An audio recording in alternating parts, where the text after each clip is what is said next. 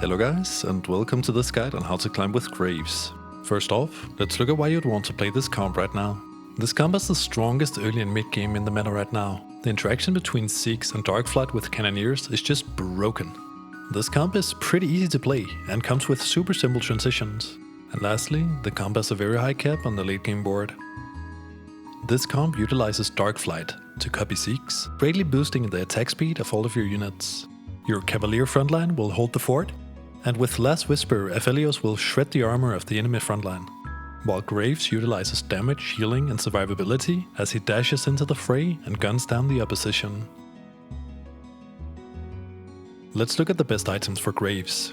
He definitely needs a healing item to survive, since he usually goes into melee range to finish off his opponents. So first you want to go for either BT or a Hodge. You can sub those out for Edge of Night, which also provides a lot of survivability. And besides that, he just wants damage. The best items are Giant Slayer, he also works well with Deathblade. You can definitely also give him Titans, because here we get both damage and survivability in this one item. And lastly, you can also go for Infinity Edge. This one scales exceptionally well with Deathblade, and it's also really good if you already slammed Hodge. The only support item you need in this comp is Sikhs, and meanwhile a good tank item in this comp is Warmarks. You're gonna be running a Cav frontline every time, and Cavaliers already have built-in armor and magic resist, so that extra HP is just gonna be a lot of value for your frontline. The best augments for Graves are all combat augments, and with that I mean augments that make your team stronger in one way or another. Cybernetic Shell and Implants are all solid, and it's very easy to activate this because you also get the bonus from the Darkflight items. These healing augments are gonna help your Graves survive a little longer into the fight, all very solid. And all of your units deal physical damage, so Weak Spot is an obvious choice. It ignores armor and applies anti-heal to the enemy team. Darkflight Crest is good at tier 2. It means that you can get an extra 6 on your board, and some extra stats on your units. Mainly good for tempoing in the early game, and kind of falls off late game. Cavalier Heart is gonna boost the defenses of your frontline, while Cavalier Crest opens up the option to play Cavalier Graves, which is insanely strong. Hotshot and Ricochet are gonna boost the damage of your Cannoneers, and Hotshot also applies anti-heal, which is super valuable. And Knife's Edge is just pure AD up front. With this one you wanna frontline your whole team, and then you're just gonna completely evaporate the enemy board. And lastly, we have Portable and Living Forge. The best items on Graves here are definitely Death's Defiance and Infinity Force, while Obsidian Cleaver can also do work. And you can always go for a tank item for your frontline. Just don't take randomins, this one is gonna screw up your positioning so badly. On first carousel, you wanna go for Sword, that builds into Sikhs or Graves items. You can also go for Belt, that also builds into Sikhs, or a tanky item for your frontline. Early game, you wanna play around these core units. At level 5, you wanna play Lilia for another Cavalier, and at level 6, you wanna play Nunu to get 4 Cavaliers online, resulting in a very solid frontline. If you don't hit the Cavaliers, you can play Braum and Rakan instead, giving you Guardian and Ragewing. This is good for a backup plan, just to save some HP in the early game, but ideally you want to play the Cavaliers. Your main priority in the early game should be getting a Sikhs on Sejuani. You also want to get a Last Whisper on Aphelios, so he can shred the armor of the enemy team, and you can also go for a Sunfire for your frontline, which is going to kill a lot of units early and save you a lot of HP. Once you get the Sikhs online, you want a position like this here, so you get a Sikhs on both Aphelios and Rel. And here we can also sack the Lilia and play another Darkflight unit. Then we put the Aphelios in the middle, and this way he's gonna get triple Sikhs value. And if you don't hit another Rel, you can even play another Aphelios, or you can play Rengar. It doesn't really matter, because they're all gonna get the extra Sikhs, and you're gonna get the insane attack speed on your backline. At level 7, you want to play Lilia again, so we can get 4 Cavalier online. And here, once you hit Graves, you want to swap out Senna and put in Graves instead. And now you want to put Graves in between your Darkflight units, so he gets double Sikhs value. From this point on, you should prioritize getting some items on Graves, and get another tank item for Rel.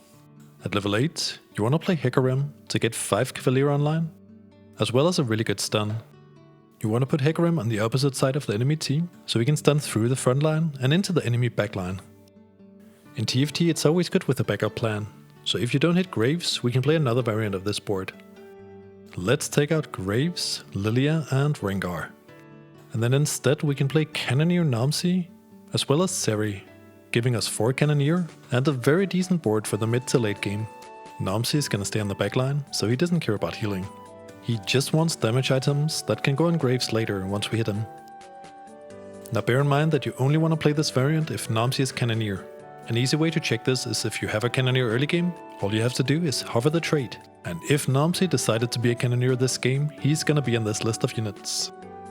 Once you hit graves, you want to swap him in for Seri, and then we sack the Nomsy and put the items on graves, and get him back in here where he gets the double 6 value.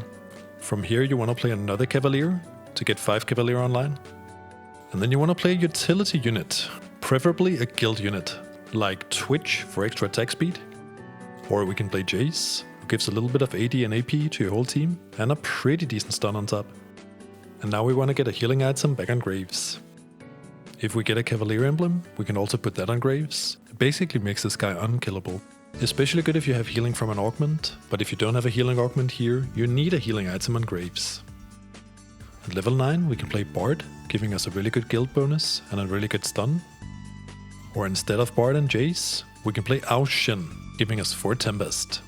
You only want to do this if you have items for him. He's super good with Archangels, Shojin, plus another damage item. Another way you can cap your board for the late game is just playing another Graves, because then we can also play an extra Darkflight unit and also get double 6 value on the second Graves. If you can 2-star and itemize the second Graves, this is probably the most capped version of the board.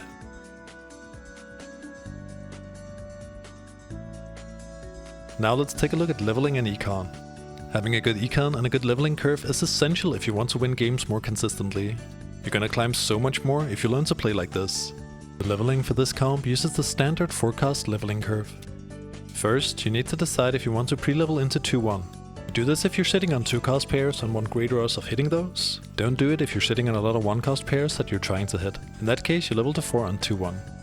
Next up, you need to decide if you want to pre-level into the carousel. You do this if you're win streaking and sitting on a lot of 2-cost or maybe even 3-cost pairs. If you can make 10 gold by not leveling, you want to take the gold and then level to 5 on 2-5. You should always aim to make 20 gold going into Krugs to get your early game Econ snowballing.